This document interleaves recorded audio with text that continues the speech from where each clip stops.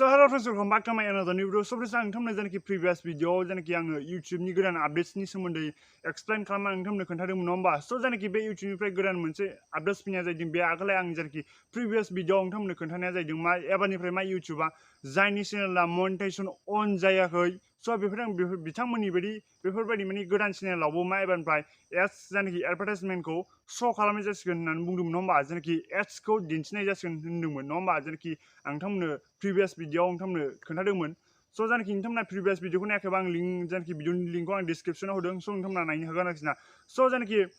एड्सआथ' ओरैबायदि बासो फैयो नङा होमबा जेनाखि जेब्लानाखि जोंनि चेनेला मनिटाइजेसन अन जानाय स' अब्लासो जेनाखि जोंनि मनिटाइजेसन जेनाखि जोंनि चेनेला मनिटाइजेसन अन जाखांनाय स' बेनि उनावसो जोंनि जेनाखि भिडिअ स' बे भिडिअ'आव मा जेनाखि एड्स फैनाय बे एड्स फैनायाहाय स्टार्ट जायो नङा होमबा स' आगोलहाय जेनाखि आं नोंथांनो प्रिभियास भिडिअ'आव खोन्थादोंमोन जेनाखि जायनि चेनेला मनिटाइजेसन अन जायाखै बा जादों जेनाखि जायनि चेनेला मनिटाइजेसन अन जानाय नङा स' बेफोरबायदिनि जेनाखि एबा गोदान चेनेल हमना लादो गोदान चेनेल जायनि चेनेला मनिटाइजेसन अन जायाखै स' जेनाखि बेबायदि चेनेलावबो मा जेनाखि इउटुबा एबारनिफ्राय मा एड्सखौ श' खालामसिगोन होनना बुंदोंमोन आरोखि ना जेनाखि बिथांमोननि बायदि जेनाखि चेनेलनि जेनाखि भिडिअसआवहाय एड्सखौ श' खालामसिगोन होनना बुंदोंमोन नङा होमबा स' आं बेखौ नोंथांमोननो प्रिभियास भिडिअआव मोजाङै खोन्थाखाबाय स' दा मा जेनाखि बे जेनाखि जायनि चेनेला मनिटाइजेसन अन जानाय नङा जेनाखि चेनेला मनिटाइजेसन अन जानाय नङा स' बिथांमोननि जेनाखि चेनेल बे चेनेलावहाय मा भिडिअसफ्राव दा मा एड्स जेनाखि श' जानाय बे एड्स श' जानाया मा स्टार्टबो जाबाय आरोखि ना दा स' आं आंनि जेनाखि सासे लोगोनि चेनेलावहाय नुदों आरोखि आङो स' नोंथांमोना स्क्रिनाव नायनो हागोन स' अराम कच जायनाखि बिथांनि चेनेला मनिटाइजेसन अनानो जायाखै आरोखि ना स' बिथांनि चेनेलावहाय मा 300 सामथिं बेबायदिनो साबसक्राइबार दं आरोखि ना 350 बेबायदि सामथिं बेबायदिनो साबसक्राइबार दं आरोखि ना बिथांनि चेनेलाखौनो माने मनिटाइजेसन अन जायाखै होमबाबो मा बिथांनि चेनेलावहाय मा जेनाखि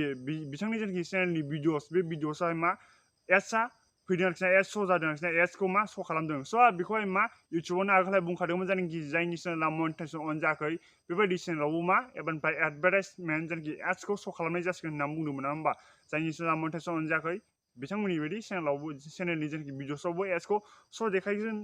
स' बे बाथ्राखौ बुंखादोंमोन इउटुबा दा बे जेनाखि एड्स श' जानाया बे स्टार्ट जाबाय आरो ना गोबां जेनाखि इउटुबारफोरनि जेनाखि गोदान गोदान चेनेल मनिटाइजेसन अन जायो स' बिथांमोननि चेनेलाव आङो माने बिथांमोननि चेनेलनि जेनाखि भिडिअसफ्रावहाय आङो बेबायदि जेनाखि एड्स श' जानायखौ नुनो मोनबाय आरोखि ना स' आगोलहाय मा जेनाखि बेबायदि मोनसे जेनाखि बे मनिटाइजेसन अन जायनि चेनेला मनिटाइजेसन अन जायो स' बिथांमोननि चेनेलनि जेनाखि भिडिअसआवहाय एड्स श' जानाय स' बेफोरबायदि बे आपडेट्स फैनि सिगांहाय मा जायनाखि जायनि चेनेलाव मनिटाइजेसन अन जायाखै बिथांनि चेनेलावहाय जुदि एड्स श' जादोंबा स' आगोलहाय मा साननानै लाखादोंमोन जे स' बिथांनि चेनेलावहाय मा कपिराइट क्लेम मोनसे जेनाखि दं नङा होमबा कपिराइट क्लेमा ओरैबायदियाव फैयो जेनाखि जायनि माने एनादार इउटुबारनि जेनाखि चेनेलनिफ्राय भिडिअखौ जोङो कपि खालामनाय एबा डाउनलड खालामनानै जों गावबा गाव चेनेलावहाय माने आपलड खालामोबा बेखौ मा इउटुबा कपिराइट क्लेम होयो आरोखि ना कपिराइट क्लेम होयोबा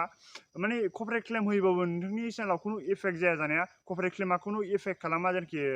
चेनेलावहाय आरोखि ना स' कपिराइट क्लेम होयोबा माने इउटुबा जेनाखि जायनि चेनेला मनिटाइजेसन अन जायाखै स' बिनि चेनेलावबो मा माने कपिराइट क्लेम होयोबा बिनि चेनेलावहाय मा एड्स श' जागोन आरोखि ना स' बे एड्स श' जायोबाबो बे एडभार्टाइजमेन्ट श' जायोबाबो मा बिनि जेनाखि एड्स फैनायनि जेनाखि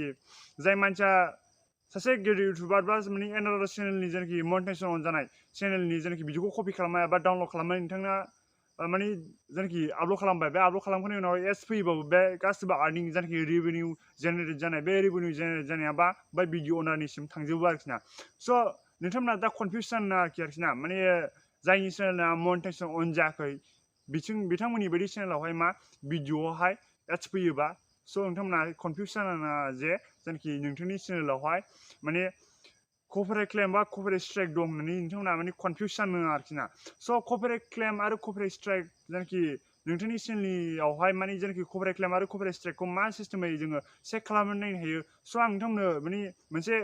भिडिअ बानायखांबाय आरोखि ना भिडिअ बानायनानै आपलड खालामखांबाय आङो स' आं बे भिडिअखौ मा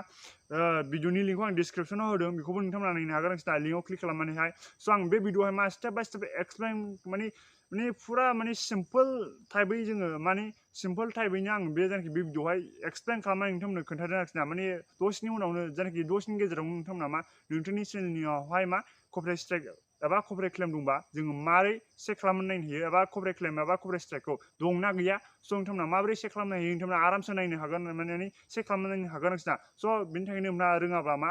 आङो भिडिअनि लिंकखौ डिसक्रिपसनाव होदों स' बे भिडिअआव आङो फुरा स्टेप बाय स्टेप एक्सप्लेन खालामनानै खोन्थाखादों फुरा सिम्पोलैनो माने जोबोद सिम्पोलैनो आङो नोंथांमोननो बे भिडिअआवहाय माने खोन्थादों आरोखि ना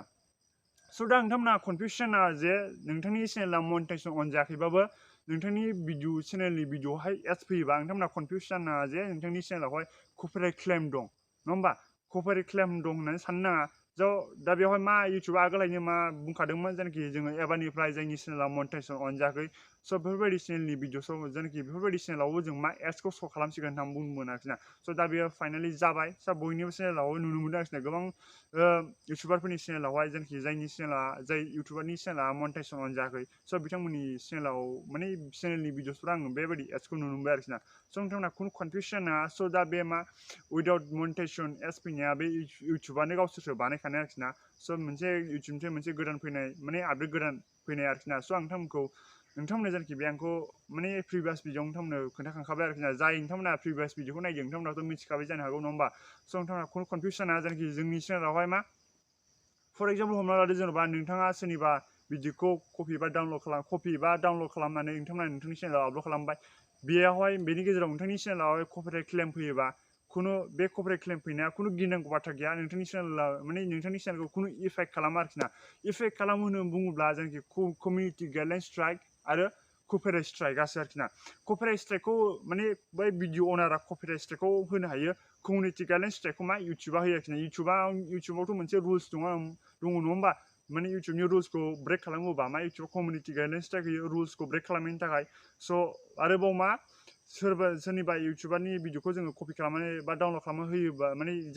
जोंनि चेनेल माने गावबागाव चेनेलाव आपल'ड खालामनानै लायोबा मा बै जायनाखि भिडिअ अनार बे चेनेलनि अनार बे स्ट्राइक होनो हायो स' बे कपिराइट स्ट्राइक एबा कमिउनिटि गाइडलाइन स्ट्राइक होनायासो मा जोंनि चेनेलाव इफेक्ट होयो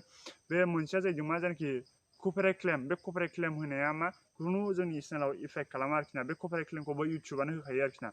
स' फ्रेन्ड्स आइ हप कि नोंथाङा भिडिअखौ नायनानै बुजिबाय जानांगौ स' नोंथांमोना दिनै भिडिअखौ नायनानै बुजिबाय जानांगौ स' नोंथांमोना दिनै भिडिअखौ नायनानै मोजां भिडिअखौ लाइक खालामदो आरो शेयार खालामदो नोंथाङा जुदि चेनेलाव बा चेनेलखौ साबस्क्राइब खालामदो जायनाखि साइडआव थानाय बेल आइकन बेखौबो प्रेस खालामनो जेब्लानाखि आं गोदान भिडिअ आपल'ड खालामो बेनि नटिफिकेसनखौ मोननो थाखाय अके स' मानो होनना बुङोब्ला नोंथांमोना बेबायदि इउटुबनि टिप्स एन्ड ट्रिक्स आरो